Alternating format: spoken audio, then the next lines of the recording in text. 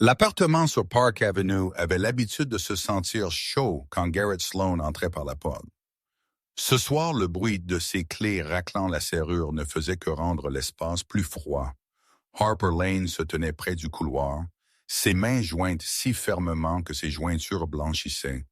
Elle avait appris à se préparer avant qu'il n'entre des nuits comme celle-ci, portant l'odeur d'un parfum qui ne lui appartenait pas, et la légère trace de champagne des salons sur les toits auxquels elle n'avait jamais été invitée. Garrett entra, ajustant sa veste de costume froissé. Même dans la faible lumière du couloir, elle pouvait voir la tache de rouge à lèvres qu'il avait manqué le long de son col. Il ne se donnait plus la peine de la cacher. « Où est Sam ?» demanda-t-il, son ton sec, impatient, comme s'il avait un meilleur endroit où être. Harper a dégluti. « Dans le salon. Il a fait quelque chose aujourd'hui. » Garrett sourit, s'attendant déjà à l'accueil habituel, leur fils courant vers lui, les bras ouverts, lui demandant sa journée. Mais quand il entra dans ce salon, il s'arrêta. Le portrait de famille familier au crayon, celui que Sam avait dessiné l'automne dernier, ne montrait plus leur famille de trois. Le petit dessin lumineux avait maintenant une nouvelle figure où papa se trouvait auparavant. Le visage était différent. Le costume était différent. Et en dessous, d'une écriture tremblante, Sam avait écrit un nouveau mot. Rowan. La mâchoire de Garrett se serra. Qu'est-ce que cela est censé signifier? Harper ne pouvait pas respirer. Son cœur battait si fort qu'elle entendit à peine les pas silencieux derrière elle, juste au moment où Rowan Mercer apparut à l'entrée, tenant la Kindle qu'elle avait oubliée au studio d'art. Garrett se tourna lentement, son expression s'assombrissant alors que la réalisation s'installait sur lui, et dans ce lourd silence, la première fissure de leur mariage brisé s'ouvrit finalement en grand. Harper Lane n'avait pas toujours vécu sur Park Avenue avant les sols en marbre poli et le léger bourdonnement d'un réfrigérateur de luxe qu'elle ouvrait rarement. Sa vie était remplie de petits appartements, de meubles d'occasion et de soirées passées à dessiner près de la fenêtre d'une chambre d'enfant exiguë. Elle a grandi en Ohio, élevée principalement par une grand-mère qui cousait des courtes pointes pour de l'argent supplémentaire et enseignait à Harper que l'art pouvait réparer ce que la vie brisait. Sa mère était partie quand elle avait 8 ans. Son père travaillait en double équipe et parlait peu. La solitude avait façonné Harper bien avant que le mariage ne le fasse jamais. Au moment où elle atteignit l'université, elle avait appris à cacher sa douceur derrière des sourires polis et des mots prudents. Elle étudia les beaux-arts et travailla 2 emplois à temps partiel pour joindre les deux bouts. C'est là qu'elle croisa pour la première fois le chemin de Garrett Sloan, un homme qui entra dans la galerie du campus portant la confiance comme un costume sur mesure. Il n'était pas encore riche, mais il avait l'ambition de quelqu'un qui croyait que le monde lui devait une faveur. Il dit à Harper qu'elle était spéciale. Il dit que sa douceur le calmait.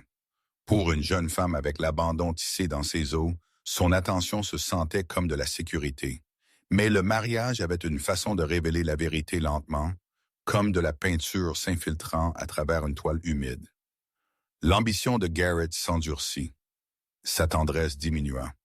L'homme qui lui apportait autrefois des carnets de croquis juste parce que devint l'homme qui se demandait pourquoi elle avait besoin de tant de temps pour des dessins stupides. Il contrôlait leurs finances tôt pour la stabilité, disait-il. Et Harper, désireuse d'être une bonne épouse, accepta. Au fil des ans, le succès de Garrett grandit et le monde de Harper devint plus petit. Son travail d'assistante d'art dans un studio de Manhattan devint son seul espace épargné par le jugement. Pourtant, elle aimait être mère. Sam, avec ses joues rondes et ses yeux pensifs, devint le seul endroit où Harper sentait qu'elle comptait. Elle lui lisait toutes les soirs, remplissait de l'appartement de crayons et de papier, lui apprenait comment les couleurs pouvaient parler, des sentiments pour lesquels les enfants n'avaient pas encore de mots, mais l'amour seul ne pouvait pas la protéger de la vérité. Sam avait commencé à tressaillir quand Garrett élevait la voix. Il ne courait plus à la porte quand il entendait les clés. Harper remarquait tout, chaque geste de retrait, chaque sourire forcé, Et ce soir, voyant Rowan inopinément à l'entrée avec le dessin modifié de Sam sur le mur, Harper réalisa quelque chose d'encore plus effrayant. La vie qu'elle pensait pouvoir supporter tranquillement était sur le point de s'effondrer d'une manière qu'elle ne pouvait plus contrôler.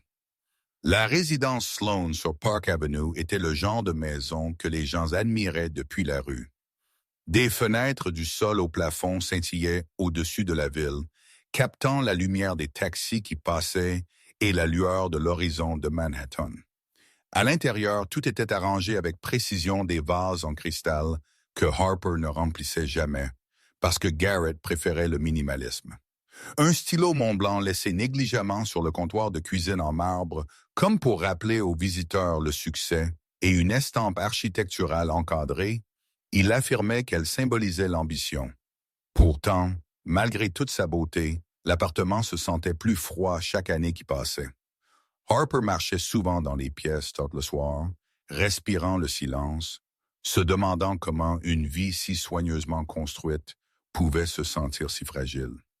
Le luxe qui l'avait autrefois ébloui se sentait maintenant comme une exposition de musée intouchée lointaine et appartenant plus à l'ego de Garrett qu'à leur famille. Sa salle de classe au studio d'art, avec des tabourets dépareillés et des tables éclaboussées de peinture, se sentait plus comme à la maison que ce penthouse immaculé ne l'avait jamais fait. Dehors, l'hiver rampait le long de Central Park, givrant les cimes des arbres et recouvrant les trottoirs d'une fine couche de glace scintillante. Harper aimait la vue du balcon, la façon dont les lumières de la ville adoucissaient la solitude. Mais dernièrement, elle ne pouvait pas sortir sans se souvenir des nuits où elle s'était tenue là à attendre Garrett, fixant la rue vide en dessous alors que la neige tombait silencieusement comme des prières sans réponse. Garrett, pendant ce temps, passait la plupart de ses soirées dans les salles de conférence de Midtown ou dans des salons hauts de gamme avec un éclairage tamisé et du whisky importé. Il rentrait chez lui sentant le service de voiture, les sièges en cuir et un parfum inconnu. Le portier avait cessé de croiser le regard d'Harper des semaines auparavant, comme s'il en savait plus qu'il ne voulait le dire. Pourtant, il y avait des moments où la façade scintillait, la trompant presque. Comme le samedi matin quand la lumière du soleil traversait les parquets et que Sam s'asseyait en tailleur avec ses crayons, fredonnant doucement. Harper s'asseyait à côté de lui, dessinant tranquillement, se laissant imaginer une vie différente, une où l'amour ne se sentait pas comme marcher sur la pointe des pieds autour de verres brisés. Mais la vérité planait dans l'air comme un courant d'air qu'aucun chauffage ne pouvait combattre. L'appartement était trop propre, trop silencieux, trop mis en scène. C'était un endroit destiné aux photographies, pas aux souvenirs. Et alors qu'Harper se tenait seul dans la cuisine plus tard ce soir-là, fixant l'horizon lumineux à travers le reflet sur la vitre, elle ne pouvait pas se débarrasser du sentiment que quelque chose dans cette maison était en train de changer. Les murs se sentaient plus minces, les ombres se sentaient plus lourdes, et dans sa poitrine, un avertissement chuchotait plus fort que jamais. Quelque chose arrivait, quelque chose qu'elle n'était plus sûre de pouvoir arrêter.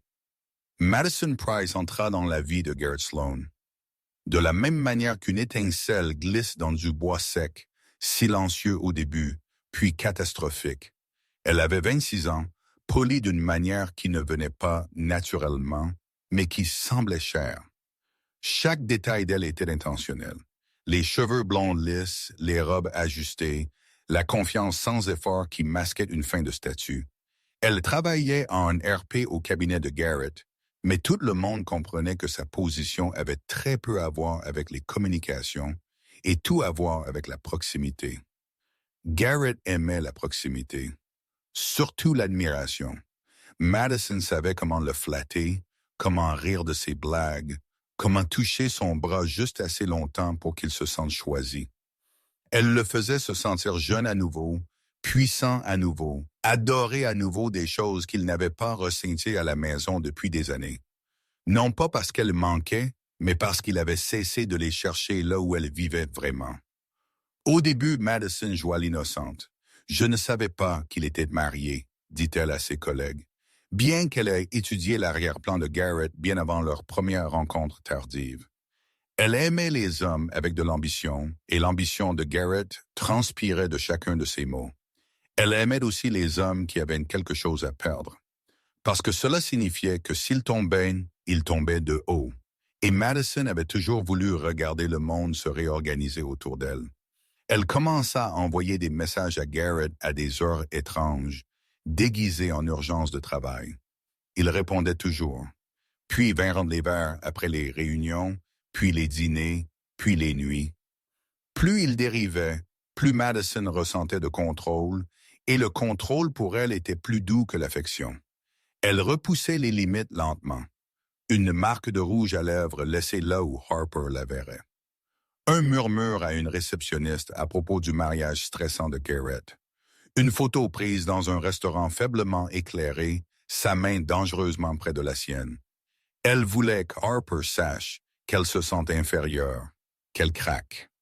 Mais Madison sous-estima les femmes silencieuses, surtout les femmes silencieuses qui avaient enduré bien pire dans la vie qu'une maîtresse avec trop de parfum. Garrett, pendant ce temps, s'enfonça plus profondément dans le fantasme. Madison le loua, caressa son ego, lui fit croire qu'il méritait plus. Plus d'attention, plus d'admiration, plus de liberté. Il ne réalisa pas qu'il était manipulé comme un instrument fragile, guidé exactement où Madison le voulait. Et ce que Madison voulait n'était pas l'amour, c'était l'élévation. Elle regarda Garrett se défaire des nuits tardives, des secrets financiers, des demi-vérités qu'il pensait qu'elle n'entendait pas. Cela la ravit parce que plus il s'approchait de perdre l'équilibre, plus elle s'approchait de tout saisir. Un soir, après encore une autre nuit dans son appartement, elle traça un doigt le long de sa mâchoire et murmura « Tu es presque à moi ». Garrett ne remarqua pas le calcul dans ses yeux. Mais Harper le ferait, et quand elle le ferait, le jeu que Madison avait commencé allumerait un feu que personne ne pourrait contenir. La première nuit, Garrett ne rentra pas à la maison. Harper se convainquit que c'était une réunion tardive. La deuxième nuit, elle blâma le trafic. La troisième, elle cessa de poser des questions parce que les réponses ne venaient plus avec des explications. Juste le silence suivi d'une légère odeur de parfum d'une autre personne. Le genre que l'on ne trouve que dans les salons tamisés où l'éclairage cache plus qu'il ne révèle. Les absences de Garrett devinrent prévisibles dans leur imprévisibilité. Il quittait le penthouse portant un costume sur mesure et un sourire répété, marmonnant quelque chose à propos de revues trimestrielles ou d'appels stratégiques d'urgence. Harper se tenait à la porte, tenant la main de Sam, regardant l'ascenseur l'engloutir tout entier. Des heures plus tard, elle s'asseyait seule au bord de leur lit, écoutant le bourdonnement lointain de la ville.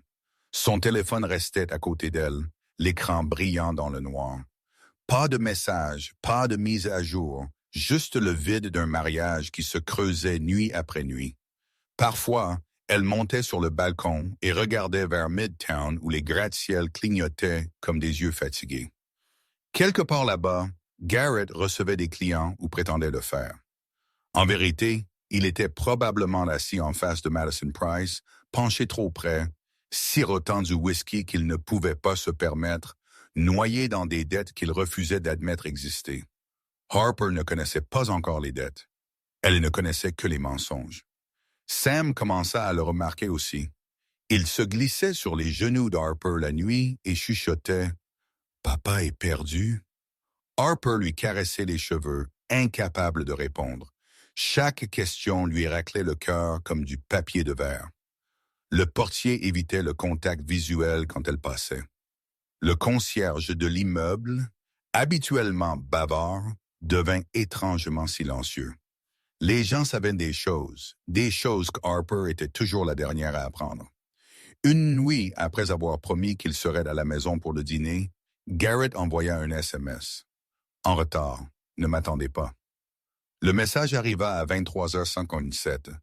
Harper le fixa jusqu'à ce que l'écran s'éteigne. Son dîner était devenu froid. Les dessins de Sam étaient éparpillés sur la table. Un petit portrait au crayon de 3 figures. Maman, papa et Sam étaient déchirés sur le bord. Harper pressa sa paume contre sa poitrine, combattant la lourdeur qui s'y accumulait. Elle essaya de respirer, mais la pièce se sentait étroite, l'air trop fin. Quelques instants plus tard, son téléphone vibra de nouveau. Cette fois, ce n'était pas Garrett. C'était une alerte automatique. Un débit sur leur compte joint dans un bar d'hôtel de luxe. Un endroit où Garrett ne l'avait jamais emmené. Un endroit que Madison était connu pour fréquenter. La main d'Harper trembla alors qu'elle baissait le téléphone, et pour la première fois, elle ressentit quelque chose de plus froid que la suspicion. La certitude. Et la certitude, elle le découvrirait bientôt, n'était que le début de la tempête. Sam avait toujours été un enfant lumineux et doux, l'un de ces petits garçons qui coloriaient en dehors des lignes, non par négligence, mais par imagination. Pourtant, au cours des derniers mois, quelque chose en lui s'était estompé. Harper le remarqua d'abord dans la façon dont il cessa de courir à la porte d'entrée, au son des pas de Garrett dans le couloir. Puis ce fut la façon dont il ne demanda plus à attendre papa quand l'heure du coucher venait et passait sans aucun signe de son retour à la maison. Un après-midi, Harper arriva au studio d'art tôt pour le récupérer de l'atelier des enfants.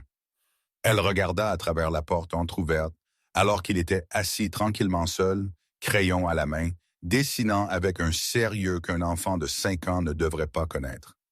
Les autres enfants riaient et bavardaient, mais Sam travaillait silencieusement, les épaules tendues, les lèvres serrées en une ligne mince. Quand elle entra enfin, il leva les yeux avec un sourire forcé qui lui brisa le cœur. « Papa est-il rentré la nuit dernière ?» demanda-t-il d'une voix douce et prudente. Harper hésita. « Non, chérie, il a dû travailler tard. » Sam fixa le papier devant lui, un dessin d'un grand homme, sans visage, debout loin d'une figure plus petite qui lui ressemblait indubitablement. « Il travaille toujours », murmura Sam presque pour lui-même.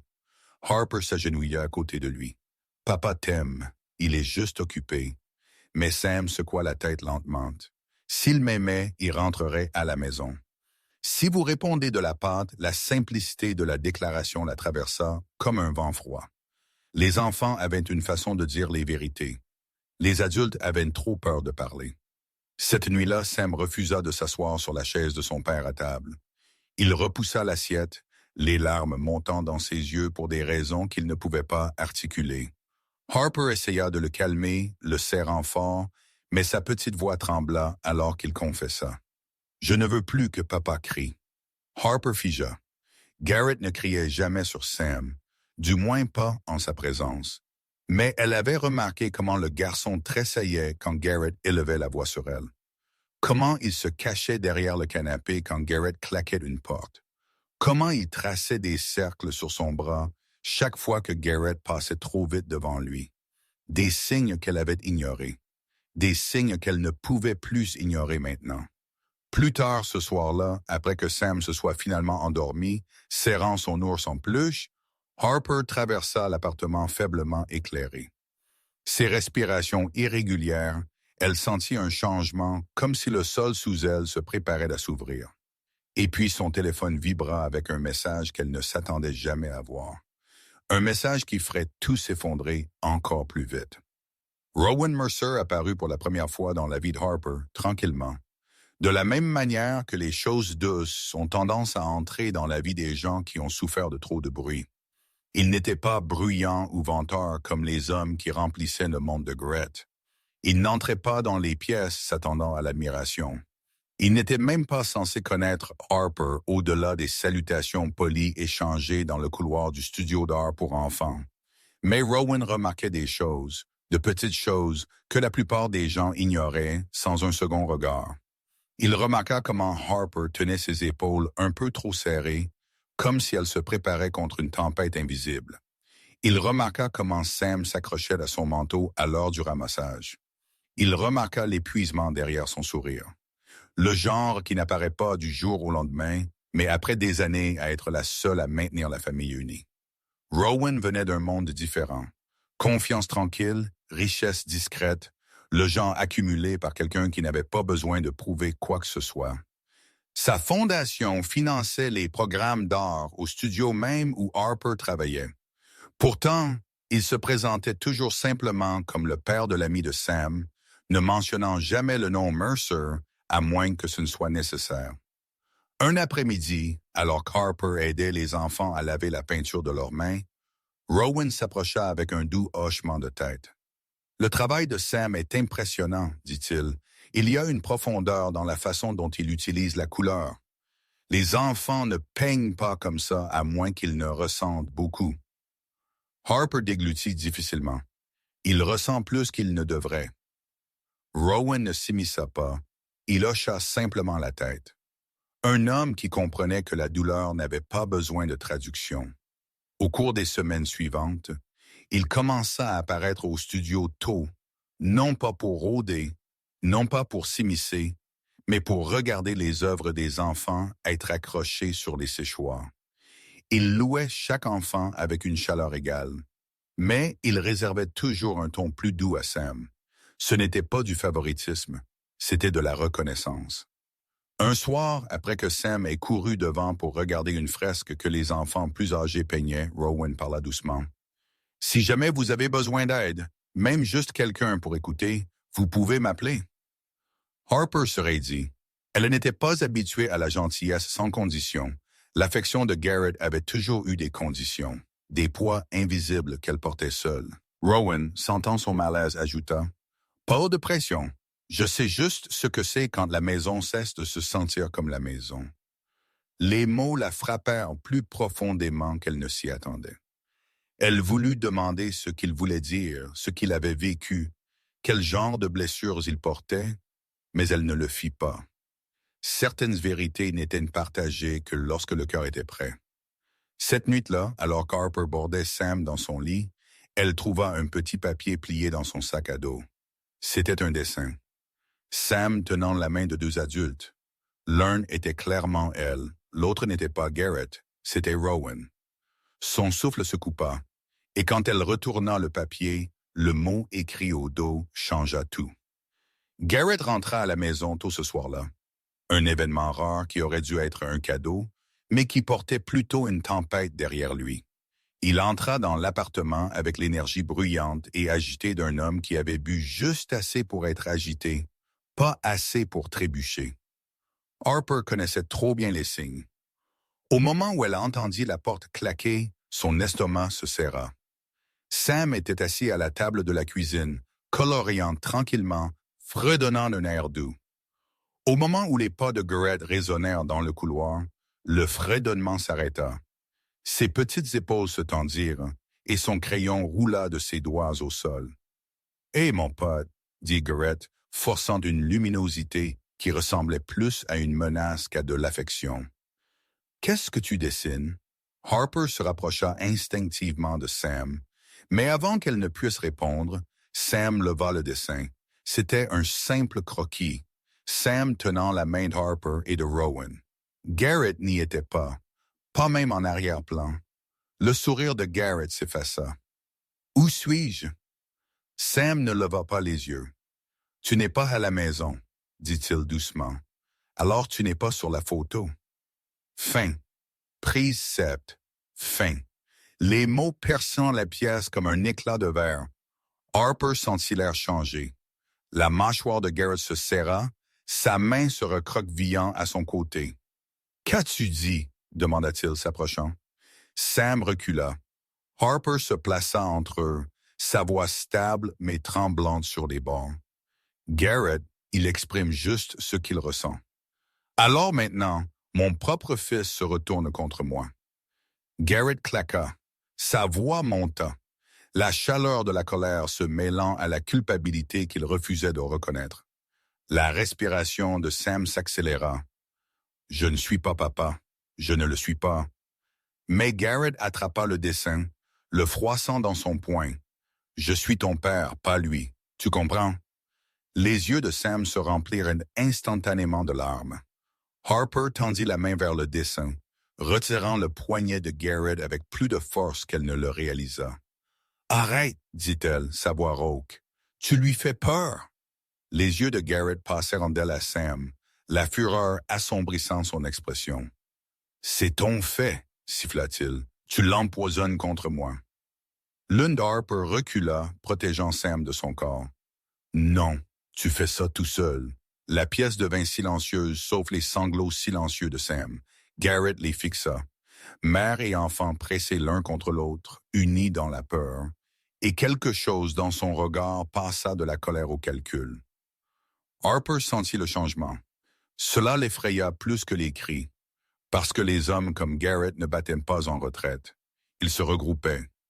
Et cette nuit-là, alors qu'il se détournait sans un mot de plus, elle sentit qu'il planifiait quelque chose qu'elle ne verrait pas venir.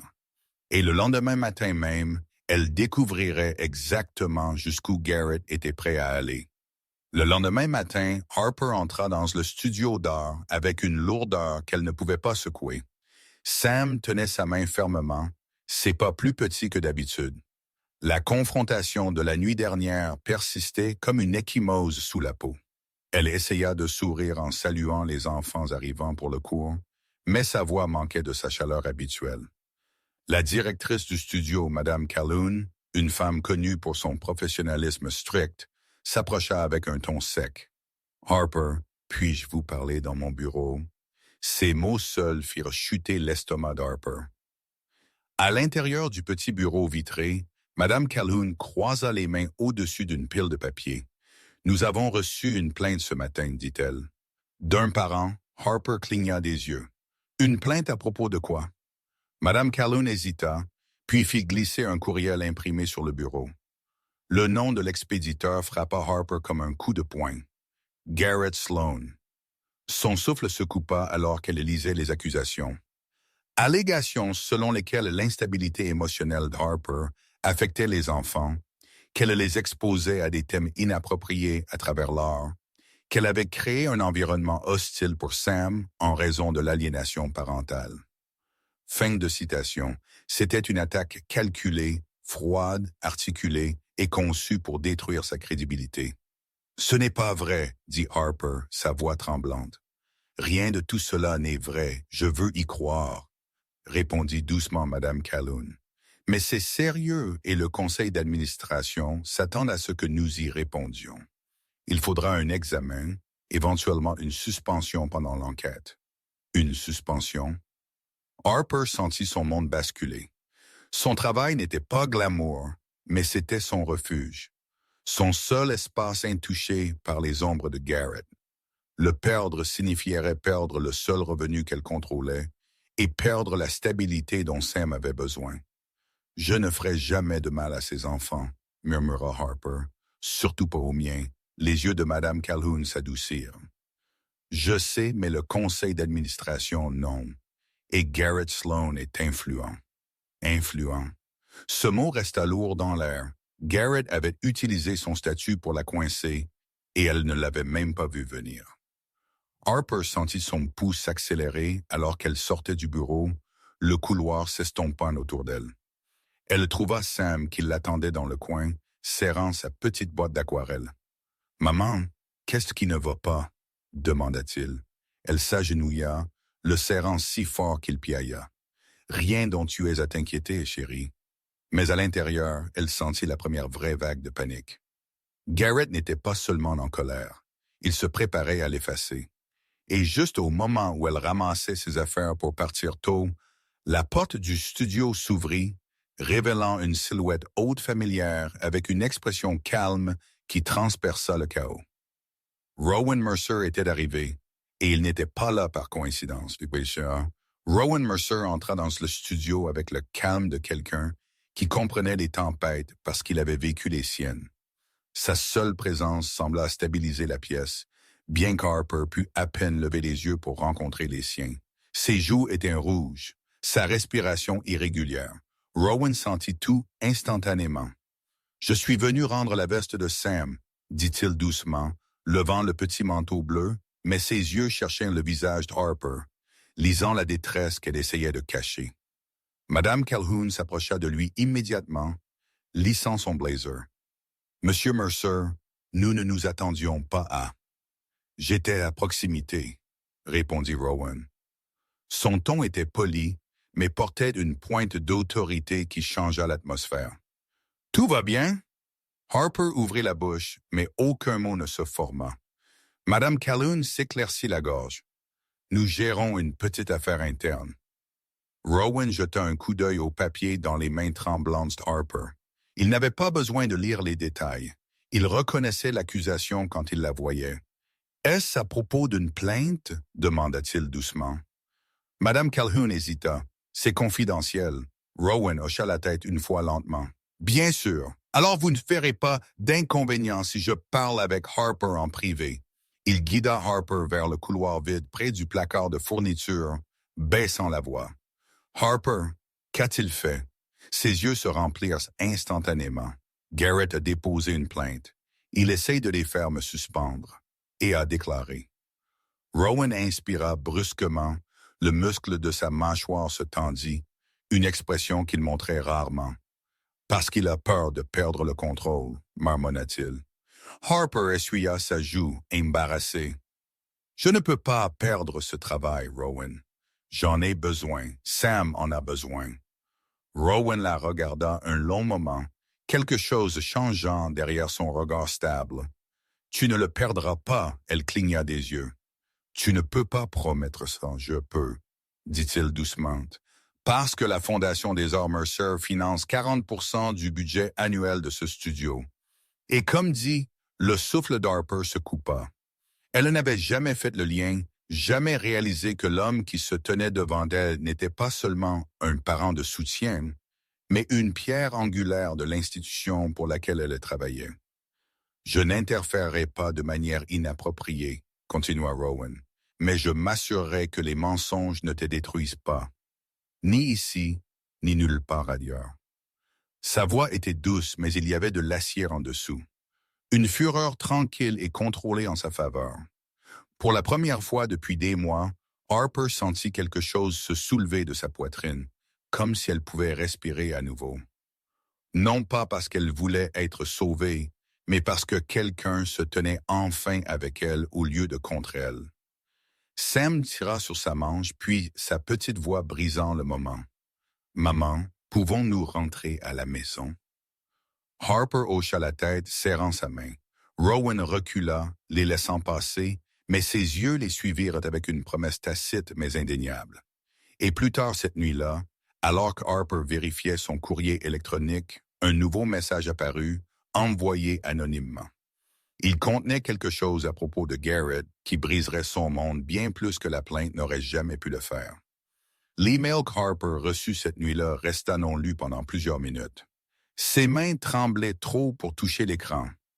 L'adresse de l'expéditeur était anonyme, mais l'objet fit s'arrêter son cœur. « Tu mérites de savoir ce qu'il prépare. » Elle l'ouvrit enfin. Y était joint un document scanné, des papiers légaux partiellement remplis, portant la signature de Garrett, une pétition pour la garde complète, une déclaration déclarant Harper émotionnellement inapte, une divulgation financière montrant tous les actifs transférés hors de leur compte joint, et une autre pièce jointe, une photo. Garrett et Madison se tenant beaucoup trop près dans un couloir d'hôtel faiblement éclairé. Madison portant la nuance de rouge à lèvres préférée de Harper. Garrett ayant l'air de n'avoir aucune intention de cacher quoi que ce soit. Harper fixa l'écran jusqu'à ce que ses yeux se brouillent. Garrett ne la poussait pas seulement hors de leur vie. Il l'effaçait. Le lendemain matin, alors qu'elle accompagnait Sam à l'ascenseur, une silhouette en sortit, bloquant leur chemin. Madison Price, vêtue d'un manteau beige ajusté et souriant d'un air suffisant, comme quelqu'un qui attendait ce moment. « Eh bien, » dit Madison, les yeux balayant le visage fatigué de Harper. « On dirait que quelqu'un a passé une mauvaise nuit. » Harper se raidit. Sam se cacha derrière sa jambe. Madison inclina la tête. Garrett pensait que tu finirais par comprendre.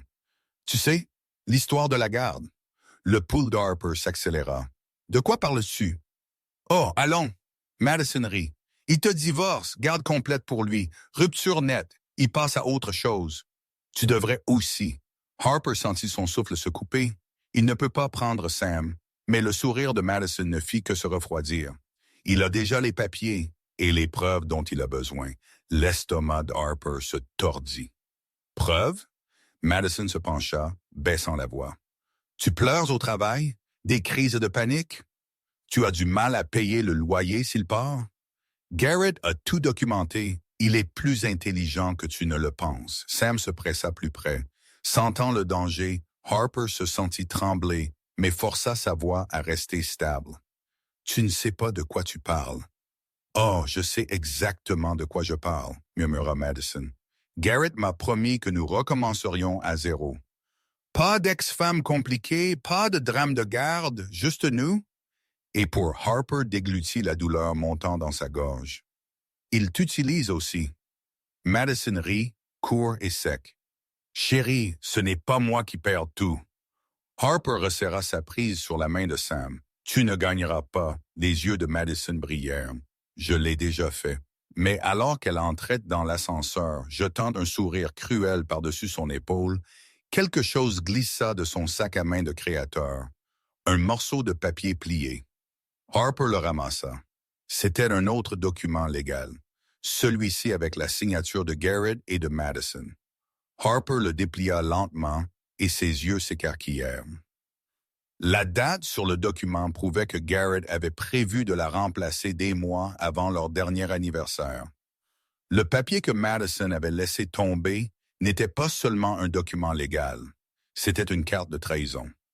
Alors qu'Harper lisait la date imprimée clairement en haut, son estomac se tordit. Garrett l'avait signé des mois avant leur dîner d'anniversaire, des mois avant qu'il ne lui embrasse la joue et ne lui mette un collier autour du cou, comme s'ils étaient encore une famille. Il s'était préparé à sa disparition bien avant qu'elle ne sente même le danger. Cette nuit-là, après avoir couché Sam, Harper se força à s'asseoir à la table de la salle à manger, la surface lisse en marbre froide sous ses paumes. Elle ouvrit son ordinateur portable, se connecta à leur compte bancaire joint et attendit que la page se charge. Son souffle se coupa. Soldé, 42,17 $. Elle cligna des yeux, rafraîchissant la page une fois, deux fois, encore. Le même nombre la regardait. Elle vérifia leurs économies. Vide. Compte de retraite fermé. Portefeuille d'investissement transféré sous le nom de Grete. Ses mains tremblaient violemment maintenant. L'homme en qui elle avait confiance avec sa vie l'avait dépouillée de toute bouée de sauvetage financière. Pire encore, chaque transaction avait été déplacée vers un nouveau compte privé, un qu'elle ne reconnaissait pas, un qui appartenait probablement à Madison. Harper pressa une main tremblante contre son front. « Oh mon Dieu, qu'est-ce que tu fais? » Elle cliqua sur les relevés page après page, regardant leur vie se dissoudre en lignes numériques nettes. Frais d'hôtel, achat de bijoux, restaurant haut de gamme à Soho, trajet en service de voiture à minuit, et des transferts plus importants étiquetés diversification d'actifs. Les mensonges de Garrett n'étaient pas spontanés. Ils étaient systématiquement élaborés. Un léger craquement interrompit ses pensées en spirale. Sam se tenait dans le couloir, se frottant les yeux. « Maman, pourquoi pleures-tu? » Harper essuya rapidement son visage, forçant un sourire. « Je vais bien, chérie. Retourne te coucher. » Mais alors qu'elle le bordait, Sam s'accrocha à son poignet. « Maman, allons-nous bien? » Sa petite voix la brisa. « Oui, » murmura-t-elle, bien qu'elle ne le crût pas encore. Après qu'il se soit endormi, Harper retourna au salon, fixant l'horizon qui lui apportait autrefois du réconfort. Ce soir, la ville semblait tranchante, indifférente. Elle tendit la main vers son téléphone, faisant défiler jusqu'au numéro de Garrett. Son pouce plana au-dessus du bouton d'appel, mais elle ne put se résoudre à composer. Que dirait-elle même? Au lieu de cela, elle tapa une seule phrase et la lui envoya. « Pourquoi as-tu tout pris? » Elle attendit. Des minutes passèrent. Pas de réponse. Mais un autre message apparut, un d'un numéro inconnu. Une seule ligne. Tu devrais vérifier le titre de propriété de la maison. Harper. Une froide terreur la traversa alors qu'elle ouvrait la base de données immobilières et tapait leur adresse. Propriétaire Garrett Sloan. Propriétaire secondaire Madison Price. Et Harper Lane, plus listé. Son souffle quitta son corps car maintenant Garrett ne l'avait pas seulement effacé de leur compte, Il l'avait effacée de sa propre maison. La nuit où Harper apprit qu'elle ne possédait plus la maison dans laquelle elle vivait, un étrange calme s'installa sur elle. Non pas un calme paisible, plus comme le genre qui suit une explosion. Quand la poussière n'a même pas commencé à retomber, elle s'assit sur le sol froid du salon, le dos contre le canapé, fixant le vide. Les lumières de la ville brillaient à travers les fenêtres, mais même Manhattan semblait distante, inaccessible. Son téléphone gisait à côté d'elle, silencieux. Garrett n'avait pas répondu. Il n'allait pas le faire. Elle s'enlaça, se balançant légèrement sans s'en rendre compte. La trahison pressait contre ses côtes comme un poids qu'elle ne pouvait pas soulever. Comment Garrett pouvait-il tout prendre? Comment pouvait-il la regarder après des années de mariage, après des promesses faites devant la famille et Dieu, et décider qu'elle était jetable? Un léger sanglot s'échappa avant qu'elle ne puisse l'arrêter. Elle pressa une main sur sa bouche, essayant de se contenir, mais la vérité se fraya un chemin de toute façon. Elle n'avait pas d'économie, pas de droit légal sur sa maison, pas de sécurité d'emploi, et un homme travaillant activement pour lui prendre son enfant. « Maman !» La voix de Sam dériva du couloir. Elle essuya rapidement son visage, mais il vit la vérité de toute façon. Les enfants le font toujours. Il trottina en pyjama, se glissant sur ses genoux sans un mot. Sa petite tête reposa contre sa poitrine, la ramenant à la forme d'amour la plus simple et la plus pure qui lui restait. « Sommes-nous toujours une famille? » murmura-t-il. La gorge d'Harper se serra. « Oui, chérie, toi et moi, nous sommes toujours une famille. » Il hocha la tête contre son pull, satisfait de sa réponse, même si elle ne l'était pas. Finalement, il se rendormit et Harper le borda, lissant ses cheveux jusqu'à ce que sa respiration se régularise. Puis, elle se tint dans le couloir, fixant la porte fermée. Combien de plus pouvait-elle perdre avant de disparaître entièrement? Elle marcha vers le balcon, sortant dans l'air froid de la nuit. Le vent fouetta ses cheveux sur son visage, les frissons assez aigus pour la faire haleter.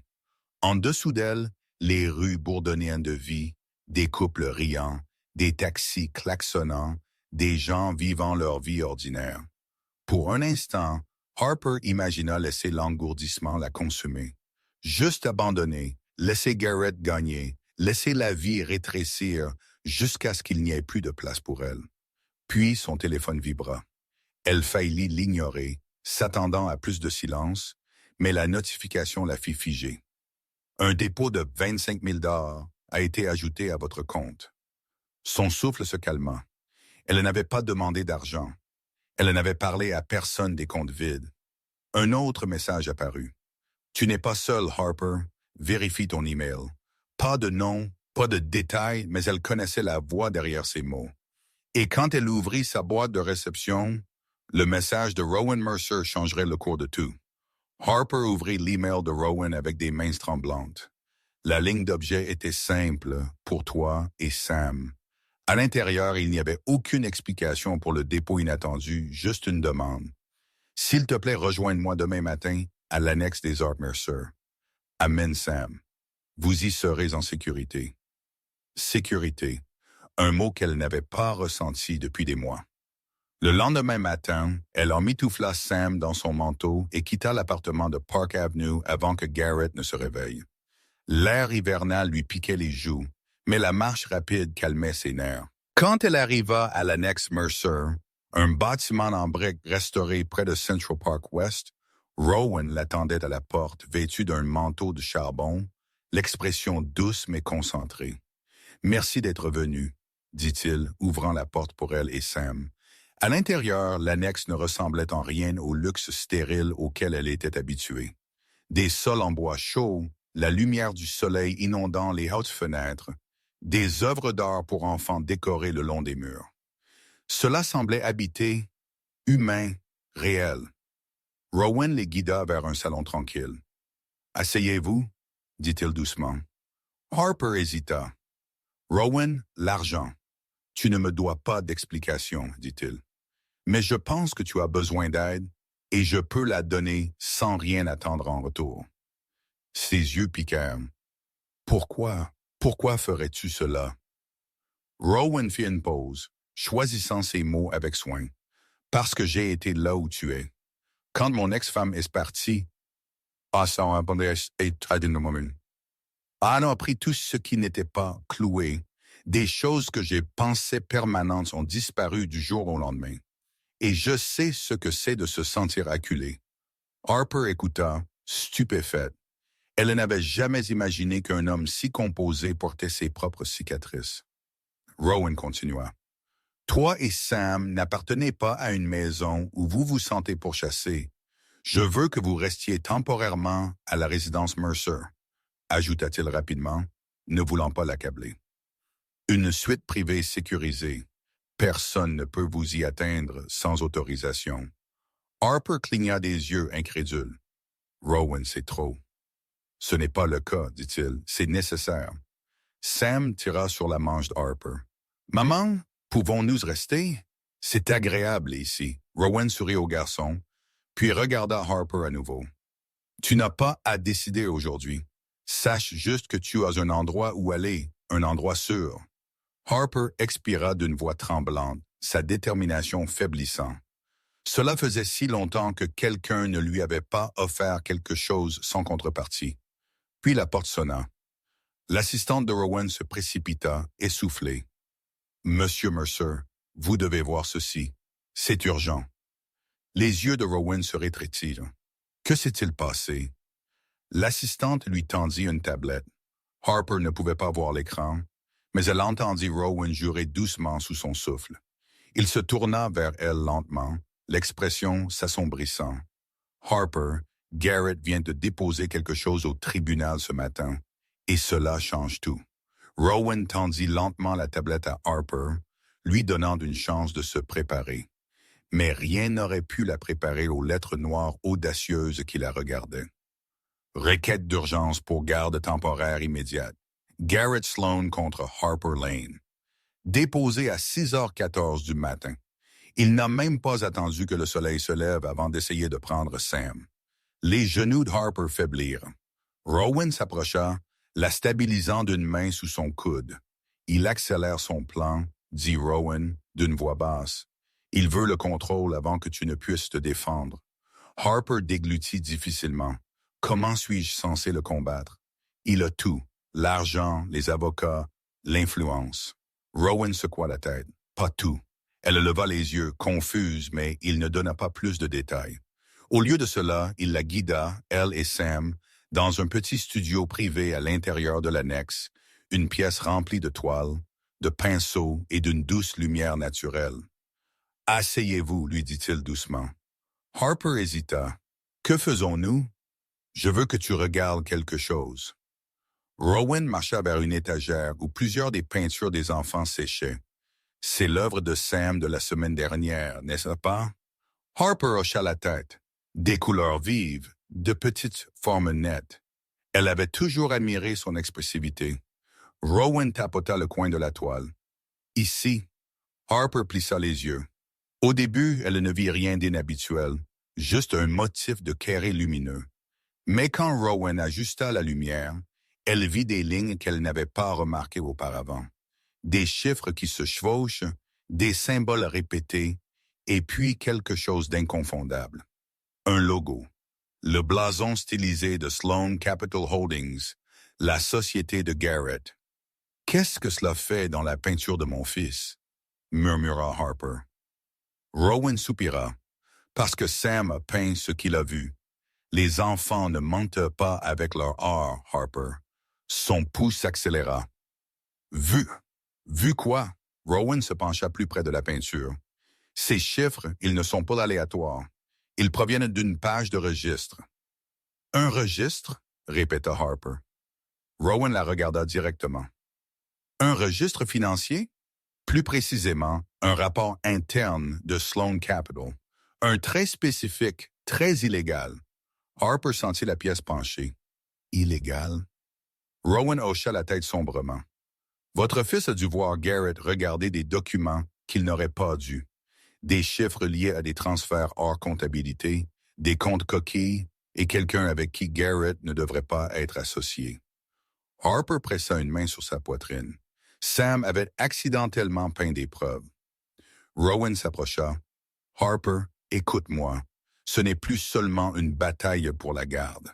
Garrett pourrait être impliqué dans quelque chose de fédéral, quelque chose de dangereux. Elle le fixa, stupéfaite. Qu'est-ce que cela signifie pour nous?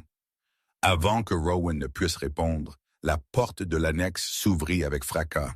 Son assistant se précipita, pâle. « Monsieur Mercer, des agents sont ici. Des agents fédéraux, ils vous demandent. » L'expression de Rowan changea, nette, contrôlée, prête. Il se tourna vers Harper. « Reste avec moi. Tout est sur le point de se dérouler et tu as besoin d'être protégé. » Le cœur de Harper battit la chamade alors que deux agents fédéraux en costume sombre entraient dans le hall de l'annexe. Leur présence remplit l'espace d'une gravité qu'elle pouvait sentir dans ses os. Sam s'accrocha à sa main, sentant que quelque chose d'important se déroulait. L'un des agents s'adressa à Rowan avec un respect vif. « Monsieur Mercer, nous devons discuter des nouvelles preuves que vous avez transmises la nuit dernière. » Les yeux de Harper s'écarquillèrent. « Vous avez transmis des preuves? » Rowan expira lentement.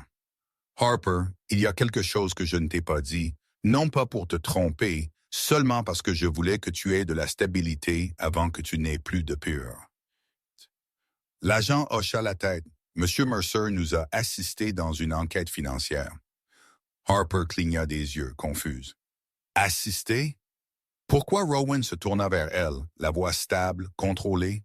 « Parce que ton mari est sous surveillance fédérale depuis près d'1 an. » Les mots la frappèrent comme de l'eau froide. Rowan continua. « La compagnie de Garrett a été signalée à plusieurs reprises pour des transactions suspectes. Des sociétés écrans, des comptes offshore, des mouvements d'argent qui ne correspondent pas aux revenus déclarés. » Et de Peter, Harper secoua lentement la tête, mais il a toujours dit que l'entreprise était florissante. L'agent sourit d'un air pincé. Les entreprises criminelles semblent souvent prospérer juste avant de s'effondrer. Rowan s'approcha, sa voix plus douce. « Harper, je ne voulais pas t'accabler, surtout pendant que tu gérais son infidélité. Mais quand j'ai vu la peinture de Sam, j'ai réalisé que ton fils avait involontairement capturé des informations qui nous manquaient. » Fin de citation. Sam, inconscient du poids du moment, leva les yeux. J'ai juste dessiné ce que papa avait sur ses papiers. La gorge de Harper se noua. Son enfant avait trébuché dans un monde qu'il ne devrait même pas savoir exister. Rowan continua. Ta sécurité et celle de Sam sont devenues une préoccupation au moment où cette peinture a fait surface. Garrett n'est pas seulement un homme égoïste, Harper. Il pourrait être désespéré, et les personnes désespérées peuvent être dangereuses. Harper se sentit étourdi. L'homme en qui elle avait autrefois confiance pour la protéger était devenu une menace qu'elle ne savait pas comment gérer. « Que se passe-t-il maintenant ?» murmura-t-elle. L'agent répondit, « Nous pourrions avoir besoin de votre coopération et vous ne devriez en aucun cas rentrer chez vous. » Harper déglutit difficilement, regardant les agents fédéraux sévères, puis la présence calme et protectrice de Rowan. L'expression de Rowan s'adoucit. « Vous resterez à la résidence Mercer ce soir. Je ferai les arrangements. Personne ne pourra vous y atteindre. En un jour. » Soudain, les portes de l'annexe s'ouvrirent à nouveau, cette fois avec une énergie frénétique. L'assistante de Rowan se précipita, essoufflée. « Monsieur, il y a des nouvelles. Grandes nouvelles.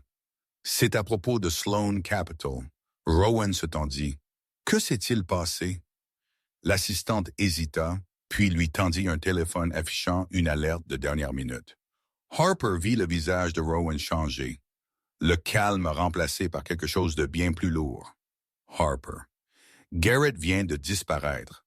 Si vous nous voulez, la disparition de Garrett Sloan n'était pas le genre de nouvelle qui faisait chuchoter les gens.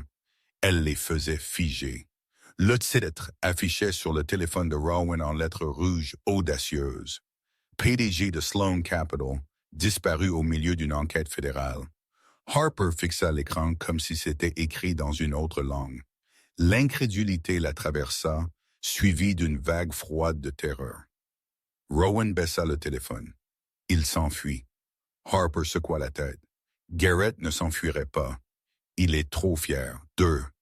La fierté s'évapore vite quand la prison devient une possibilité, répondit doucement Rowan. Les agents fédéraux échangèrent des regards et commencèrent à parler rapidement dans leur radio. Sam, sentant la tension, serra plus fort la main d'Harper. « Papa a-t-il des problèmes? » murmura-t-il. La pièce devint silencieuse. Harper s'agenouilla à côté de lui. « Chérie, papa a fait de mauvais choix, mais tu es en sécurité, je te le promets. » Rowan posa une main rassurante sur l'épaule de Sam. « Nous allons nous assurer que ta maman est en sécurité aussi. » Pour la première fois, Sam hocha la tête, faisant confiance à Rowan avec une simplicité qui brisa le cœur d'Harper. L'un des agents s'approcha de Rowan. « Nous devons interroger Moselane en privé. Elle pourrait avoir des informations sur ses associés, ses habitudes, les endroits où il pourrait aller. » Rowan regarda Harper. « Êtes-vous à l'aise avec cela? » Elle ne l'était pas, mais elle hocha la tête quand même. L'agent la conduisit dans une pièce plus petite, faiblement éclairée et silencieuse. « Mademoiselle Lane, votre mari a-t-il déjà mentionné des comptes offshore, des propriétés non enregistrées, des contacts à l'étranger? » Harper secoua la tête. « Je savais à peine ce qu'il faisait au bureau.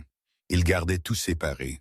Je pensais que c'était normal. » L'agent se pencha en avant. « A-t-il déjà laissé entendre que quelqu'un l'aidait à déplacer de l'argent? Quelqu'un à l'intérieur de l'entreprise ou à l'extérieur? » Des souvenirs vacillèrent, les appels tardifs de Garrett, son tempérament soudain, les conversations étouffées qu'il prenait sur le balcon, la façon dont Madison avait une fois laissé échapper et dit « Il m'a dit que tout serait bientôt prêt. » Harper déglutit. Madison Price. Elle en sait plus qu'elle ne le prétend. L'agent gribouilla quelque chose rapidement. « Nous la soupçonnions. Votre confirmation aide. » Quand Harper revint dans le hall de l'annexe, Rowan l'attendait, un code à la main. Dehors, des SUV noirs bordaient la rue. La présence fédérale augmentait. Des journalistes se rassemblaient derrière des barricades, les caméras clignotant. Rowan lui toucha doucement le coude. « Nous partons par l'arrière. Je ne les laisserai pas vous submerger. » Harper sentit un frisson, non pas de peur, mais de la sensation inhabituelle de quelqu'un qui la protégeait vraiment. Alors qu'il sortait par une porte de service, le chauffeur de Rowan tenait ouverte une élégante Mercedes. Sam monta le premier, serrant son ours en peluche. Harper hésita à la porte, jetant un coup d'œil à la rue chaotique. « Rowan, et si Garrett nous poursuit? » murmura-t-elle. Rowan rencontra son regard, sa voix stable et absolue. « Il n'en aura pas l'occasion, Harper, parce que quelqu'un d'autre l'a trouvé le premier. Garrett Sloan n'a pas été trouvé par le FBI en premier, il a été trouvé par la peur. » La nouvelle éclata juste au moment où la Mercedes de Rowan entrait dans le garage privé sous la résidence Mercer, un bâtiment sécurisé surplombant Central Park. L'assistante de Rowan se précipita vers eux, tenant son téléphone comme s'il était lui-même une preuve. « Ils l'ont trouvé, » dit-elle essoufflée. « Mais c'est compliqué. » Harper sentit Sam s'accrocher à son côté. « Papa va bien? » murmura-t-il. L'assistante hésita. « Il est vivant, mais il n'était pas seul. » L'expression de Rowan se durcit. « Où? » « Un hôtel à Midtown. » Le Plaza. Le cœur d'Harper se serra. Bien sûr, ce serait le Plaza, un endroit où Garrett avait autrefois promis de l'emmener pour un anniversaire qu'il oublia plus tard. Un endroit qu'il partagea plutôt avec Madison, continua l'assistante. Il essayait de partir sous un faux nom. La sécurité l'a reconnu. Quand les autorités sont arrivées, Madison était déjà là, emballant ses affaires. Harper déglutit, son pouce s'accélérant. L'aidait-elle à s'échapper? Un rire sans humour échappa à l'assistante. Non, elle cédait d'elle-même. Elle a dit à la sécurité que Garrett l'avait forcée à tout faire. Elle leur a montré des SMS affirmant qu'il l'avait manipulée. Elle l'a jeté sous le bus en moins de 30 secondes. Harper ferma les yeux. Elle n'aurait pas dû être surprise. Madison n'était loyale qu'envers elle-même. Garrett, aveuglé par l'ego, ne l'avait jamais vue. Rowan guida Harper et Sam vers l'ascenseur privé. C'était inévitable, murmura-t-il. Les hommes comme Garrett croient qu'ils peuvent échapper aux conséquences. Ne peut-on jamais. À l'intérieur de l'ascenseur, Harper demanda finalement ce qui lui arrivait maintenant. Rowan la regarda doucement. Il sera placé en détention fédérale. Il y aura des audiences, des enquêtes. Il ne rentrera pas à la maison. Maison. Le mot semblait étrange maintenant. Quelle maison? L'appartement dont elle avait été effacée, la vie dont elle avait été exclue. Alors que les portes s'ouvraient sur la suite spacieuse et silencieuse que Rowan avait arrangée, Harper sentit ses genoux faiblir. La chaleur, l'éclairage doux, la sécurité. Cela submergea ses sens. Cela faisait si longtemps qu'elle ne s'était pas sentie protégée. Sam courut vers la grande fenêtre donnant sur le parc. « Maman, regarde, c'est comme si les arbres brillaient. » Harper esquissa un petit sourire. « Oui, chérie, c'est beau. » Mais la beauté ne pouvait pas effacer la peur qui tourbillonnait dans sa poitrine. Un coup soudain les fit sursauter tous les deux. Rowan s'avança prudemment. Un garde de sécurité lui tendit une enveloppe scellée avec un hochement de tête sévère. « Ceci vient d'arriver pour Mlle Lane, livré par un coursier fédéral. » Harper le prit avec des mains tremblantes. À l'intérieur se trouvait une seule feuille de papier, une confession signée par Garrett. Et alors qu'Harper lisait la première phrase dévastatrice, son souffle se coupa. « Harper, si quelque chose m'arrive, ce ne sera pas le FBI que tu devras craindre. » L'audience de garde était prévue 3 jours après l'arrestation de Garrett. 3 jours qui semblèrent à la fois incroyablement courts et insupportablement longs. Harper dormait à peine, rejouant chaque souvenir, chaque dispute, chaque moment. Elle avait protégé Sam d'un homme qui se souciait plus du contrôle que de l'amour. Rowan resta à proximité, ne dépassant jamais les bornes, mais toujours présent, offrant un terrain stable quand tout le reste semblait être des sables mouvants. Le palais de justice de Lower Manhattan bourdonnait de journalistes. Leurs objectifs braqués sur l'entrée comme des vautours sentant un animal blessé. Rowan posa une main rassurante sur le dos d'Harper alors qu'il passait devant les caméras.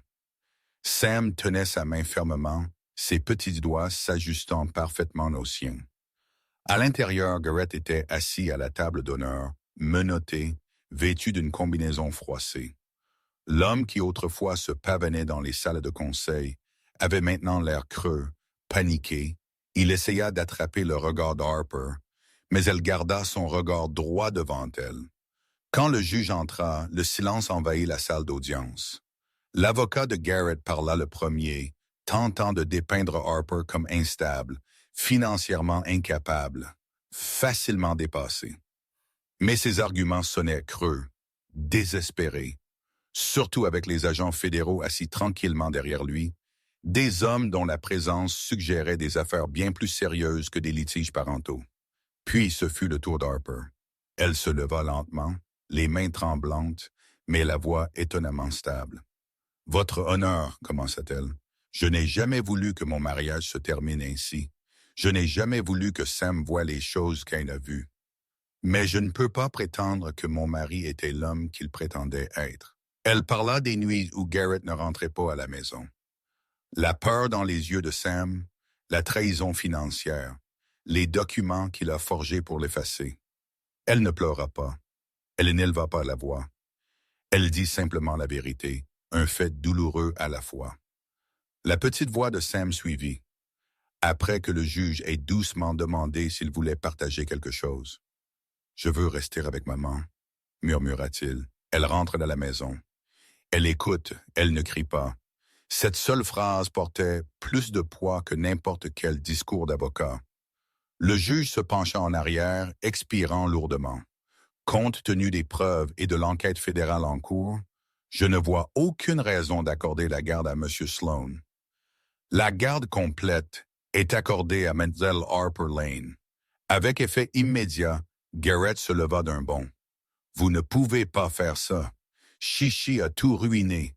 Le Bailey le retint. Harper ne broncha pas. Alors qu'elle quittait la salle d'audience, serrant la main de Sam, les journalistes crièrent des questions. Rowan se plaça entre eux, la protégeant de sa présence sans la toucher. Dehors, sur les marches du palais de justice, Rowan rencontra son regard. « Harper, c'est fini. Tu as gagné. » Harper expira pour ce qui lui sembla la première fois depuis des années. Mais avant que le soulagement ne puisse l'inonder complètement, son téléphone vibra un numéro inconnu. Elle répondit avec prudence. Une voix froide crépita à travers le haut-parleur. « Félicitations, Harper. Mais tu n'as aucune idée de ce dans quoi Garrett était impliqué ou de ce que ses ennemis pensent que tu sais. » L'appel se termina brusquement, laissant Harper debout sur les marches du palais de justice avec un frisson qui la traversait. Mais cette fois, elle ne s'effondra pas. Elle tendit le téléphone à Rowan, qui écouta, les yeux se plissant avec un calme calcul. « C'est une tactique d'intimidation, dit-il. Garrett ne travaillait pas avec des gens dangereux. Il leur volait. Et maintenant, il est en détention fédérale, surveillé chaque minute. Ils ne peuvent pas vous atteindre. Je ne le permettrai pas. » Pour la première fois, Harper le crut. Au cours des semaines suivantes, les enquêtes s'intensifièrent. Les rapports inondèrent les nouvelles. Les crimes de Garrett furent mis à nu avec une clarté brutale. Fraude, détournement de fonds, manipulation d'investisseurs, audits falsifiés.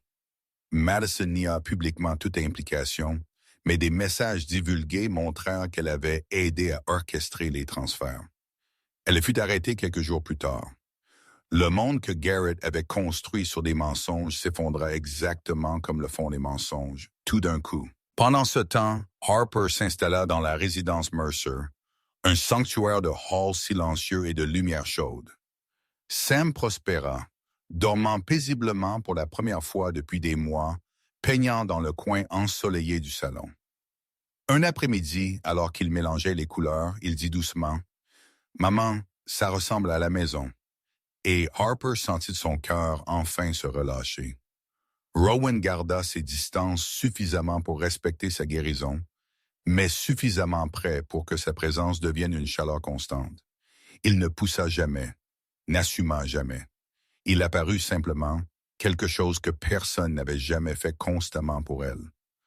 Un soir, la Fondation organisa une exposition privée pour de jeunes artistes. Rowan demanda à Harper d'exposer 2 de ses propres œuvres, quelque chose qu'elle n'avait jamais fait auparavant. Nerveuse mais encouragée, elle accepta.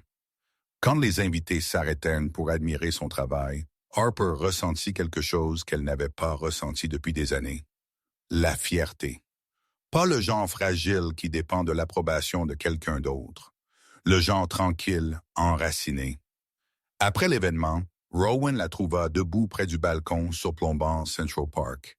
Des lumières scintillaient à travers les arbres, se reflétant doucement sur la vitre. « Tu as été magnifique ce soir, » dit-il. Harper sourit. « Une vraie. Cela semble irréel.